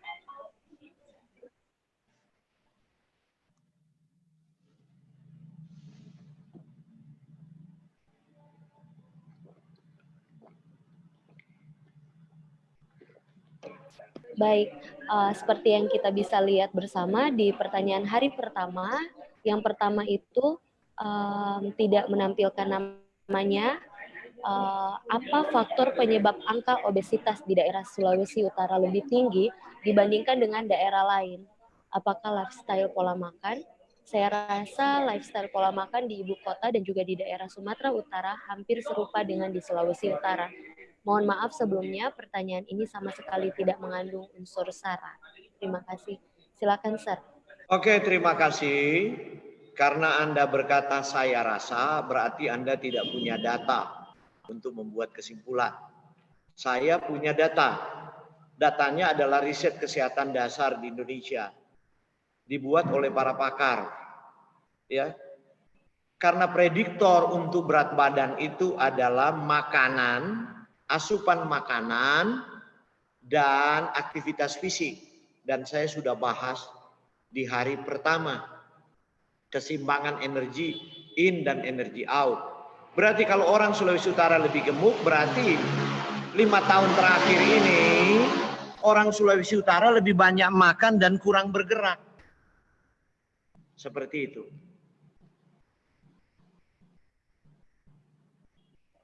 Jadi Anda Baik. tidak bisa membandingkan tanpa data dengan berkata saya rasa. Anda harus punya data. Sebab Kementerian Kesehatan itu riset dimuat tiap 5 tahun, diteliti. Oke. Baik, lanjut. Nomor 2, tinggi badan saya 148 berat. Berat badan saya 41 kg. Apakah ini ideal? Bagaimana supaya menaikkan berat badan saya karena selalu ditolak kalau mau ikutan donor darah? Mari, perhitungan berat badan itu yang diterima sampai saat ini yang disederhanakan yaitu tinggi badan dikurangi 100. Tinggi badan Anda 148 dikurangi 148 dikurangi 10%. 4,8. Ya. 4,8. Jadi 48 dikurangi 4,8, taruhlah 5 kg berarti 43. Maka Anda kekurangan 2, jadi harusnya berat badan Anda 43 kg, Anda kekurangan 2 kg. Tentu tidak ideal, Anda kutilang namanya. Kurus tinggi langsing, burung kutilang. Bagaimana supaya menaikkan berat badan? Tambahlah kalori, hanya itu aja. Menurunkan itu sulit, tapi menaikkan gampang. Jangan tanya lagi tambah kalori bagaimana ya, tambah makan. Terus jangan tanya lagi tambah makan gimana Pak Waruntu. Ya datanglah ke Manado, nanti orang Manado ajar bagaimana supaya makan sedap, makan bagus begitu. Sebab orang Manado tidak perlu diajar makan sedap, karena itu tuh berat badan naik terus. Iya. Jadi tambahlah kalori Anda, tambahlah porsi nasi Anda, seperti gitu kalau Anda makan. Nah kalau sudah mau makan, sudah begitu juga nggak tambah-tambah, periksa Anda punya tiroid. Itu saja saya sarankan. Periksa dulu tiroid Anda. Apa ada sesuatu dengan masalah tiroid Anda? Atau periksa Anda punya sistem pencernaan, usus Anda perlu diteropong. Ada juga punya problem di situ. Nanti ketahuan di situ ada polip kah? Apakah usus Anda ada masalah dalam sistem pencernaan? Mungkin pola makan Anda sampai Anda kekurangan enzim pencernaan dibuat oleh tubuh. Atau Anda punya masalah probiotik yang telah rusak sehingga Anda punya pencernaan tidak maksimal. Nah, Anda harus periksa itu kepada dokter gastrointestinal. Ya, dokter gastro lah biasa disebut agar supaya jelas. Kalau itu problemnya sudah makan banyak, tapi tidak naik-naik berat badannya. Oke, berikutnya. Baik, yang selanjutnya, apa terapi alamiah untuk penyakit mioma uteri dan hipertensi?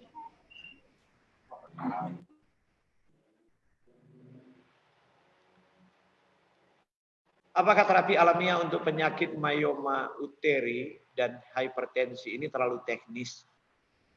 Ya, Anda harus berkonsultasi langsung dengan saya. Anda harus mengisi 11 halaman dari lifestyle dan food diary questionnaire agar supaya saya tahu apa yang membuat Anda punya myoma uteri ini dan hipertensi. Ini pasien yang sama ya. Jadi kalau ini pertanyaan yang sama, ya yang bersangkutan saya berharap bahwa karena ini terlalu teknis dan perlu waktu yang lama untuk saya berkomunikasi dengan Anda, untuk saya gali semua, cari tahu apa yang menyebabkan myoma uteri itu. Kemudian pertanyaan berikut mau bertanya mengenai penanganan Parkinson. Kebetulan mamaku sudah 2 tahun sakit, aku baca-baca mengenai ini tidak mudah sembuh, tapi memanage gejalanya. Apa jus atau nutrisi yang bisa dibuat? Nah ini juga, ini terlalu teknis, protokol itu untuk dibuat. Sebab saya mesti tahu latar belakang penyakitnya, bawa hasil pemeriksaan laboratorium, umur yang bersangkutan, tinggi, berat badan, dan seterusnya. Pola makannya selama ini, apa yang masih bisa diintervensi atau diubah. Begitu. Nanti saya tebak-tebakan malah saya jadi paranormal. Tapi kalau semua datanya ada dan ya saya bisa untuk menyarankan protokol yang lebih baik. Oke, pertanyaan berikutnya.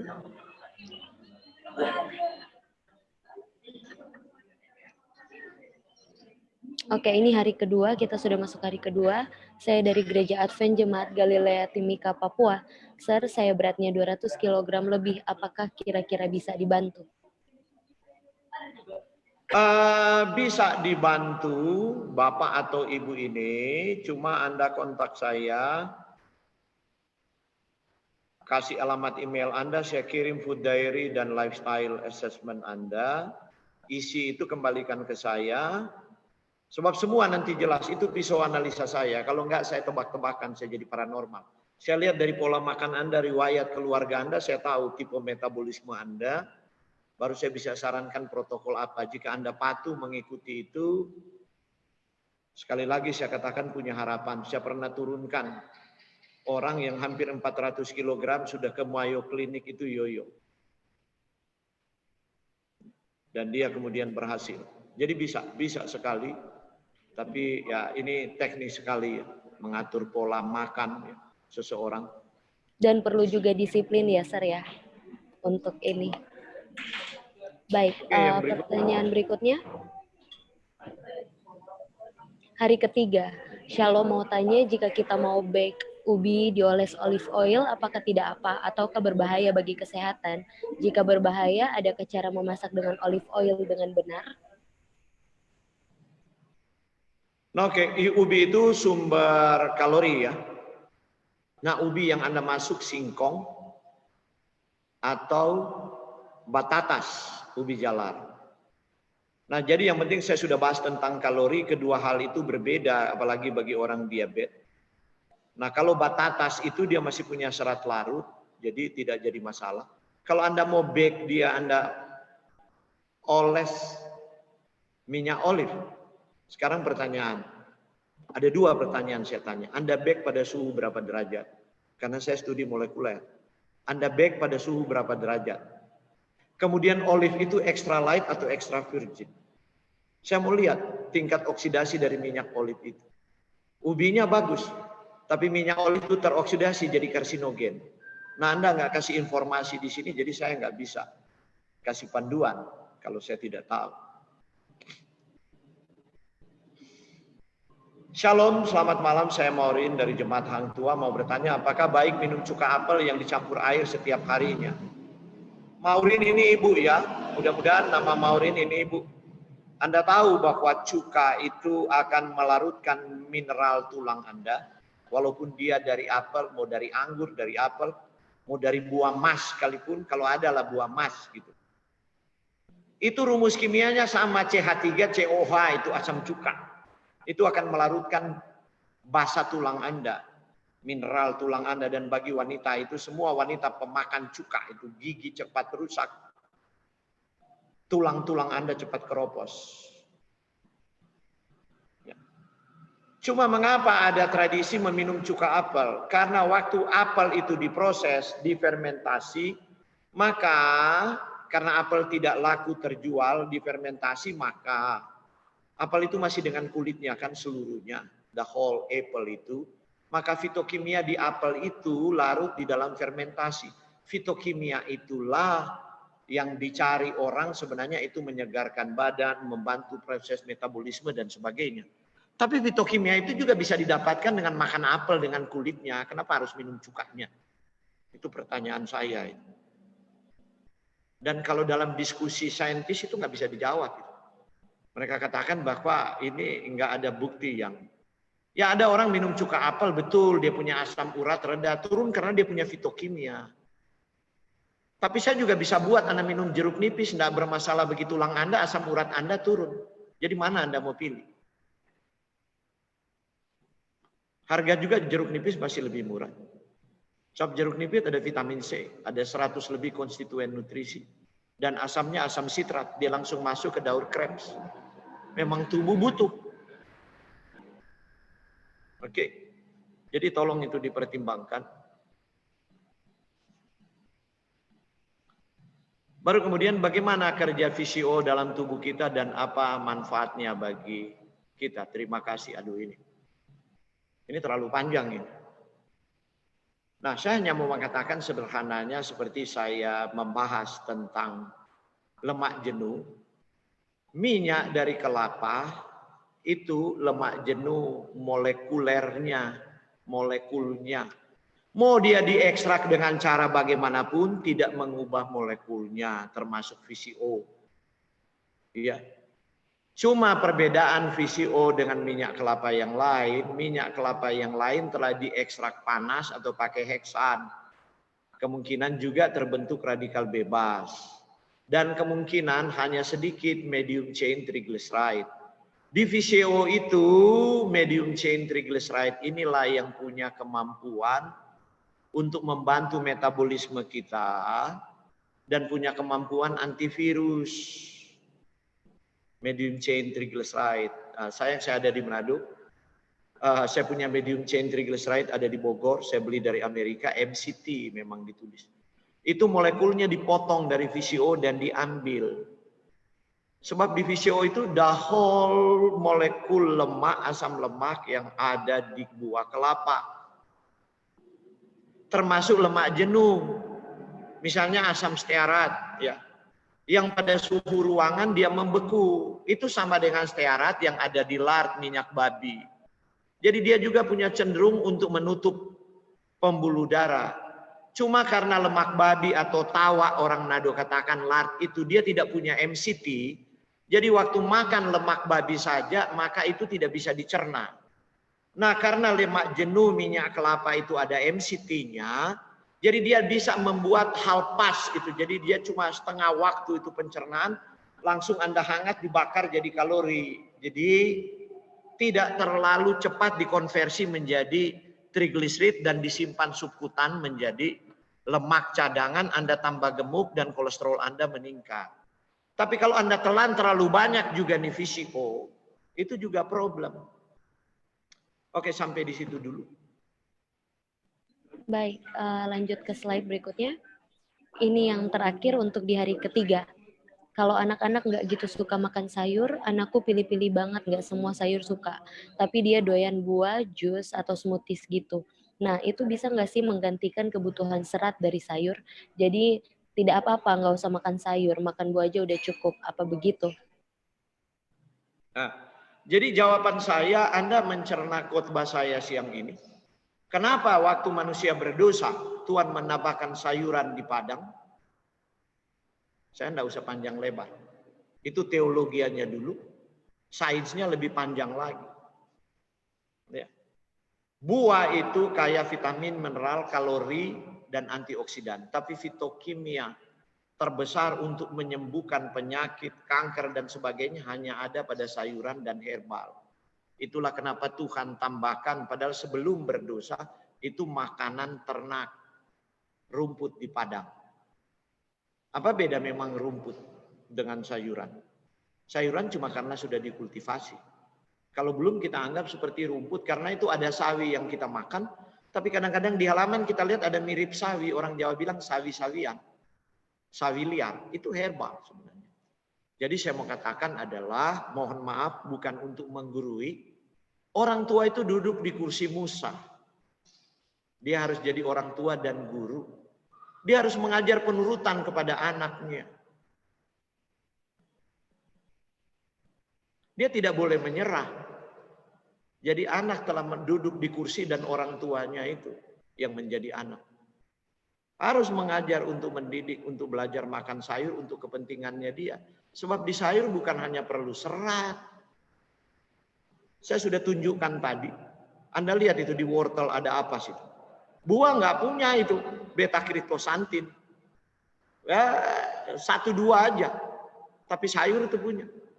Lutein dan sebagainya itu antioksidan, anti kanker, anti kardiovaskular dan macam-macam. Jadi sayang. Jadi ini anak modern, saya tahu anak kota sih. Sayur mereka cuma kenal wortel. Siapa yang salah? Siapa yang nggak memberi makanan? Harusnya anak waktu cerai susu umur 2 tahun, selalu kalau datang konsultasi ke saya katakan, brandel itu brokoli. Kukus, brandel, brokoli, wortel kasih masuk dia. Kalau dia sudah 2 tahun kasih masuk di makanannya. Tapi dia begini-begini nggak mau makan, kasih aja tiap hari 21 hari 3 minggu udah bau tonnya sudah terbentuk di sini. Dan tidak akan berubah seumur hidup. Cuma kan banyak ada orang tua tidak mau belajar menjadi orang tua, itu persoalan terbesar. Termasuk Sister White ngomong itu. Pelajaran terbesar bagi wanita itu bukan berenang, tapi menjahit dan memasak. Malah memasak itu dikasih 10 talenta. Karena itu penting untuk memelihara suami dan anak-anak. Oke. Mohon maaf, saya perlu katakan itu. Sebab banyak anak-anak seperti ini sekarang. Sayang, kasihan. Bagaimana mereka mau umur panjang?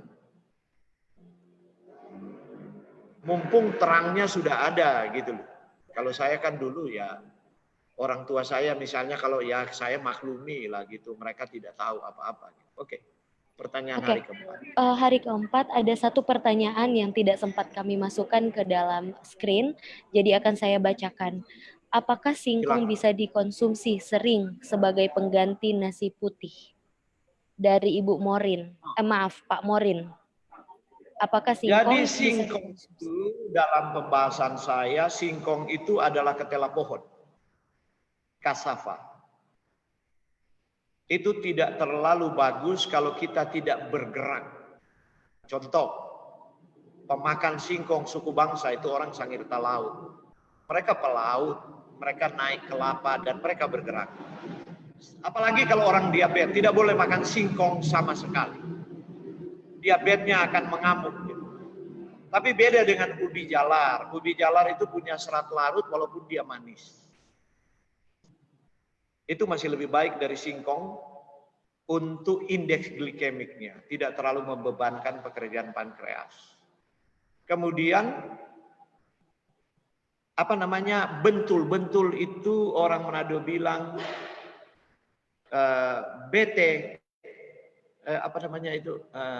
longgi. Longgi itu orang Kota Mobagu bilang, itu bentul. Satu pohon talas itu cuma satu isinya. Itu seratnya juga tinggi. Orang Jepang menyebutnya taro. Itu juga bagus, indeks glikemiknya rendah, malah sumber kalsium tinggi. Kemudian ada, saya lupa ya,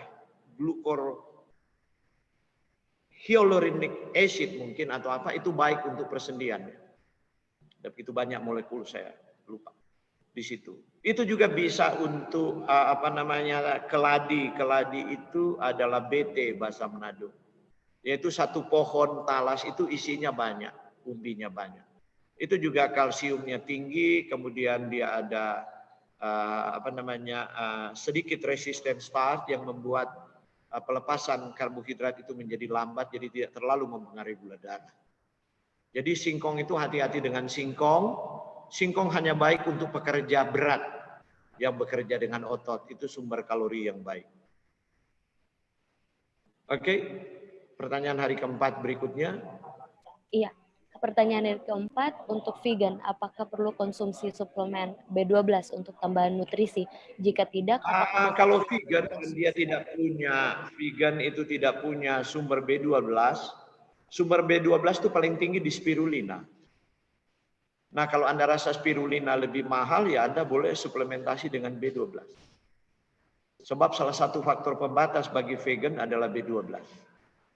Dan kalau nanti terlambat, sudah pikun duluan atau jantung rusak duluan. Salah satu problem pada saya itu. Karena saya tidak tahu bahwa sesudah saya vegetarian, saya lupa suplementasi. Sebab cadangan B12 itu dari orang belum vegetarian menjadi vegetarian hanya bertahan 4 tahun. Kemudian dia punya problem. Ya problem pada darah, kemudian transmisi saraf dan sebagainya. Jadi perlu suplementasi B12 kalau sudah jadi vegan. Sebab sampai saat ini tanaman-tanaman di darat mungkin karena tanaman itu sendiri tidak mendapatkan nutrisi yang baik karena tanah sudah dieksploitasi ribuan tahun, maka dia tidak memproduksi lagi B12 yang signifikan, malah bahkan ada yang nggak ada. Kecuali spirulina itu bisa dianggap tumbuhan yang ada di ekosistem perairan. Apakah diabetes ini ada tipenya? Saya sudah bahas sangat jelas, tidak perlu saya ulangi. Plus apakah ada obat alami untuk diabetes? Ada banyak obat alami, saya sudah singgung-singgung. Contoh makan, orang diabetes harus lebih banyak memakan kacang panjang dan pare. Ya. Orang diabetes juga boleh mengkonsumsi kayu manis. Itu obat ya, alami untuk diabetes. Kemudian yang ketiga, mama saya ada penyakit diabetes dan jantung. Jadi ini sudah komplikasi makrovaskular. Masalahnya juga bagaimana untuk konsultasi dan komunikasi karena mama saya di Banjarmasin. Ya boleh nanti cari waktu Anda hubungi saya kembali. Kemudian nanti mungkin bisa konsultasi lewat Zoom. Agar supaya saya mengerti misalnya dia berapa lama diabetes dan pengobatannya selama ini seperti apa, pola nutrisinya seperti apa, aktivitas fisik dan sebagainya. Baru kemudian saya bisa menyarankan membuat protokol untuk intervensi. Oke, pertanyaan berikut. Pertanyaan berikutnya, oke.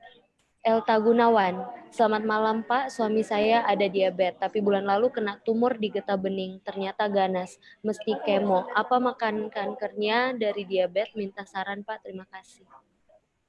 Oke, ini terlalu teknis saya katakan. Tidak akan selesai dalam 1-2 jam. Saya perlu tahu latar belakang semuanya. Jadi lebih baik konsultasi. Kemudian yang kelima, saya penyintas kanker paru stadium 4 sudah 5 tahun, sekarang kemo infus, kemo oral. Apa saya harus lakukan agar bisa sembuh dan panjang umur? Ya, saya tidak tahu Bapak atau Ibu ini, ya. Mungkin Anda sudah dengar dari dokter Anda, kalau Anda penyintas stadium 4 untuk kanker paru dan sudah 5 tahun bertahan, Anda termasuk hebat, bisa survive 5 tahun. Banyak orang 2 tahun pertama nggak bisa survive kalau sudah stadium 4. Nah, kalau Anda kanker paru stadium 4 karena Anda perokok sebelumnya, itu dia non-small cell lung carcinoma. Harapan Anda semakin kecil memang. Kecuali kanker paru jenis yang lain. Ya. Nah, tapi tetap kehidupan adalah kasih karunia saya katakan. Dan saya khotbah tadi siang, mudah-mudahan Bapak atau Ibu ini hadir. Dan dia menyimak khotbah saya, harapan kesembuhan selalu ada jika kita mau melakukan bagian kita. Oke, jadi jika kita mau melakukan bagian kita, maka ya berkomitmenlah dengan Tuhan, sebab memang menyedihkan kalau harus saya sampaikan bahwa tidak ada dokter reguler yang bisa menjamin Anda bisa survive lebih lama kalau kanker paru sudah stadium 4. Sebab itu kanker yang paling membunuh pada pria. Ya, kanker paru. Karena itu dianggap juga sebagai salah satu penyakit pembunuh dari kuartet penyakit pembunuh. Jadi oke, Anda boleh kontak saya, kemudian saya melihat Anda pakai kemo apa, jenis kemonya apa, sehingga saya bisa sarankan supaya bisa jadi integratif. Sehingga saran herbal dan saran fitokimia, protokol yang saya buat itu bisa diintegrasikan dengan kemoterapi sehingga dia mempotensiasi obat kemo untuk membunuh sel kanker tanpa obat kemo itu menyebabkan efek samping yang luar biasa. Itulah uniknya. Jadi ada beberapa herbal dan fitokimia yang dapat melindungi efek kemoterapi terhadap sel-sel normal, tapi dia mempotensiasi efek dari kemo itu sehingga kemo itu semakin membunuh. Dan ada begitu banyak bukti. Saya katakan bahwa saya punya banyak pasien dan mereka ya masih survive sampai sekarang. Tapi saya mau katakan sekali lagi ya, seperti khotbah saya tadi, bahwa Allah lah pemilik hidup Anda dan kesembuhan Anda. Berkomitmenlah dengan Tuhan. Ini semua cuma sarana ya. Tapi yang menyembuhkan adalah Yahweh Rafa. Oke, yang keenam, kalau saya tidak salah dengar, singkong harus dihindari. Mohon penjelasan. Saya sudah jelaskan Sudah jawab tadi, tadi. bukan harus dihindari. Jadi saya menjelaskan itu kontekstual bagi orang diabetes. Ya. Jadi mohon maaf kalau cara saudara atau bapak ibu ini menangkapnya seperti ini. Harus dihindari. Jadi bukan itu maksud saya. Dalam konteks kalau orang diabetes atau orang mau menurunkan berat badan. Tapi kalau Anda, apalagi Anda orang Sangirta Laut, Anda bekerja di lahan pertanian, Anda bekerja sebagai pelaut dan apa, tidak ada persoalan dengan itu. Sebab singkong itu sumber energi yang besar, dan kalau Anda bekerja dengan energi fisik yang besar, tidak ada masalah dengan singkong. Jadi bukan harus dihindari ya, untuk orang diabetes, dan Anda orang yang mau menurunkan berat badan, atau Anda orang yang bekerja duduk dan jarang bergerak, alangkah baiknya jangan menggunakan sumber kalori dari singkong, tapi pilih misalnya beras hitam, beras merah. Oke. Baik, slide selanjutnya. Nah, Pak Wawurun tuh ada singgung kalau minyak kelapa tidak bagus. Bagaimana dengan organic coconut cooking oil seperti di bawah ini? Saya pakai minyak itu untuk bikin kue vegan dan juga untuk menumis. Ini ada fotonya. Jadi begini, baik-baik aja ini organic cooking oil. Nah, saya nggak tahu ini pertanyaan orang dari luar negeri atau di dalam negeri. Kalau di dalam negeri ketimbang Anda beli-beli mahal-mahal organic cooking oil, ya pakai VCO aja. Tapi kembali ke tadi saya katakan, bahwa itu tetap lemak jenuh. Pakailah secara bijaksana. Saya waktu membahas lemak, saya sudah katakan bahwa 20% kalori untuk berat badan yang proporsional, maka lemak itu tidak lebih dari 20% kalori, dan lemak jenuh itu tidak lebih dari 6%. Dan bolehlah lemak jenuh yang 6% itu 6% kalau 2000 kalori berarti 12 gram. 12 gram berarti 1 sendok makan dalam satu hari. Tapi Anda juga mesti menghindari fruktosa dari buah. Sebab nanti fruktosa yang Anda makan itu karbohidrat. Buah manis misalnya. Anda sudah kasih VCO lemak jenuh, Anda hobi makan mangga arum manis, Anda hobi makan jagung sweet corn, dan semua jagung sekarang sweet corn. Itu fruktosnya tinggi, apalagi kalau Anda makan malam hari itu dikonversi menjadi triglyceride. Sekarang minyak kelapa itu juga dikonversi menjadi triglyceride. Triglyceride itu akan disimpan menjadi lemak subkutan, Anda akan menjadi gemuk. Atau mungkin langsung diubah menjadi kolesterol, maka kolesterol Anda meningkat walaupun Anda vegan. Nah, saya tidak tahu berat badan Anda. Ya, tapi kalau berat badan Anda slim-slim aja dan Anda bekerja di bawah matahari, ya good. Anda perlu minyak kelapa. Sebab ada vegan yang saya pikir mereka belajar vegan dari planet mana gitu. Minyak semua udah nggak boleh gitu. Sehingga mereka kena sinar matahari, kulitnya langsung terbakar, rambutnya cepat putih, kulitnya rusak, kurus kering, kempot. Nah, itu vegan dogmatis. Itu bukan vegan berdasarkan hukum kesehatan. Nah, jadi it's okay minyak kelapa, yang penting berat badan Anda apakah berlebihan, kadar trigliserid Anda gitu kan. Termasuk untuk semua orang gitu. Apalagi Anda campur di kue, Anda bake gitu. Sebab minyak juga walaupun dia minyak kelapa, apa kalau Anda pakai menggoreng, saya sudah katakan bahwa bukan minyaknya yang rusak, tapi suhu minyak mendidih 200 derajat dan bahan yang Anda goreng bisa berubah menjadi karsinogen kalau terlalu lama di minyak mendidih. Oke, saya kira bagus juga Anda menumis. Cuma ya ini yang saya mau katakan. Saya menumis pakai minyak kelapa hanya sampai saya usia 40. Sesudah itu saya tahu metabolisme saya melambat. Dari mana saya tahu?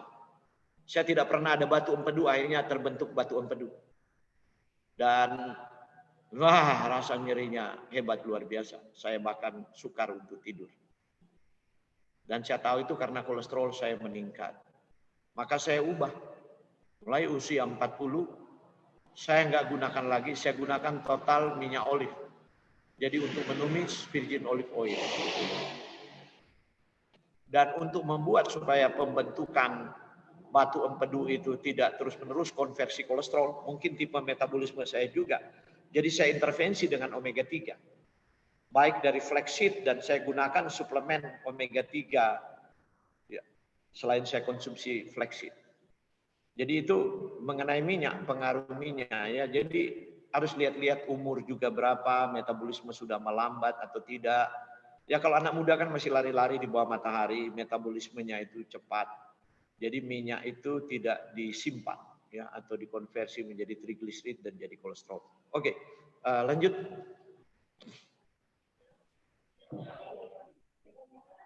Baik, slide selanjutnya. Oke, Shalom, selamat sahabat. Saya Yohanes.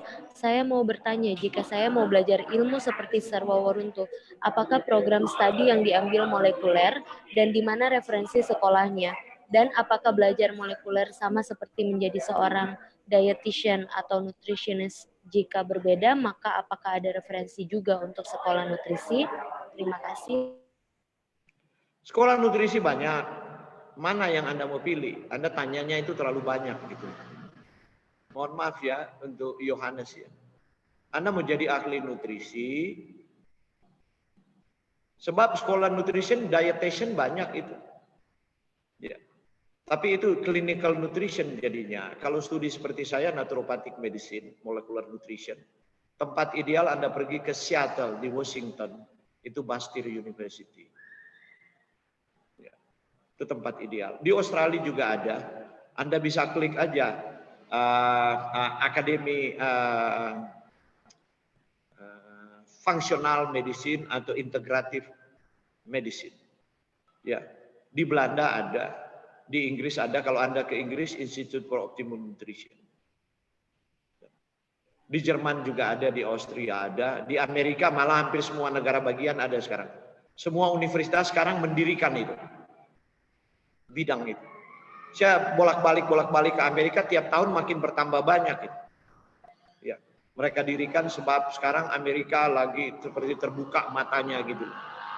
Bahwa ternyata ini molecular nutrition ini luar biasa sekali gitu. Bahkan ada banyak penyakit-penyakit yang sudah nggak mempan diintervensi dengan medikamentosa, ternyata sangat terbantu dengan intervensi nutrisi molekuler. Karena mesin-mesin molekuler sekarang ditemukan seperti bisa melihat nutrigenomik, metabolomik. Jadi ya, bahkan Prodia sudah punya itu. Ya, kadang-kadang kalau orang datang misalnya begini, makannya sudah bersih, sudah vegetarian, tapi kok dia punya jantung melemah, saya suruh ke Prodia. Tes nutrigenomik, ya mungkin tesnya, saya nggak tahu harganya berapa itu. Hasil tesnya bisa setebal ini. Baru kemudian setelah saya lihat di situ, oke. Berarti ini yang harus dibuat dan seterusnya. Oke, jadi Anda bisa cek di semua itu. Kemudian ya kalau Anda beda antara dietitian biasa dan nutrisi molekuler. Kalau nutrisi molekuler dan Anda anak SMA, Anda berarti punya nilai yang hebat di kimia. Ya eksak-eksak lah kimia, fisika, biologi. Dan biokimia Anda itu memang Anda senang sekali biokimia. Kalau enggak Anda hilang jalan gitu. Belajar molecular nutrition. Anda mesti benar-benar brilian di biokimia. Ya, sebab itu abstrak. Ya. Baik, selanjutnya. Berikut Monica, apa maksudnya obat mah alami? Apa maksudnya obat mah alami? Saya tidak mengerti pertanyaan ini. Apa maksudnya? Atau apakah ada obat mah alami? Ada banyak. Nah sekarang mahnya Anda itu mah apa? Mah karena produk asamnya berlebihan atau sudah ada luka di Anda punya lambung. Nah, kalau hanya produk asam berlebihan, kalau Anda mau alami Anda bisa netralkan dengan arang. Makan aja arang. Jadi apa namanya? Sekarang kan banyak dijual-jual kan arang bubuk itu. Nah, Anda minum aja arang. Jadi kira-kira Kemudian Anda makan jangan ditahan-tahan, maksudnya begini. Jangan biasanya Anda makan jam 12, Anda sudah rasa asam lambung mau naik kan. Terus Anda nggak makan jam 12, Anda makan jam 1. Wah, tambah parah. Jadi kalau Anda biasa makan jam 12, makanlah jam 12. Dan bawa-bawa arang selalu di saku. Jadi kalau misalnya karena sesuatu dan lain hal Anda bekerja dan ada meeting dan sebagainya, di jam makan terlewat, minum aja arangnya dulu. Nah itu arang dia membuffer itu asam yang dilepas di lambung Anda. Jangan selalu pakai proton inhibitor. Proton inhibitor itu adalah sol-sol di belakang itu. Misalnya omeprazol, lanprazol, pokoknya itulah obat-obat. Sebab itu membuat semakin buruk kalau Anda kecanduan pakai itu maksudnya. Itu kan harus dipakai, itu dibatasi. Tapi ada orang sedikit-sedikit dia pakai itu. Atau begini, ada satu cara juga kalau bilangan asamnya terlalu tinggi, Anda perlu makanan yang bilangan basanya tinggi. Jadi sebelum Anda makan, Anda ngemut dulu ke timun, mentimun. Bawa mentimun di tas Anda. Supaya Anda mentimun itu Anda punya apa namanya ya, Anda punya camilan gitu. Jadi kalau rasanya asam lambung mau naik, makan aja mentimun. Nanti di buffer itu asam lambungnya. Oke, ada juga resistant starch yang lain. Misalnya Anda makan sagu gitu. Sagu itu punya resistant starch dan menenangkan asam lambung. Oke, kemudian asam lambung itu sebenarnya yang perlu adalah jaga jam makan tepat, jangan makan yang merangsang lambung.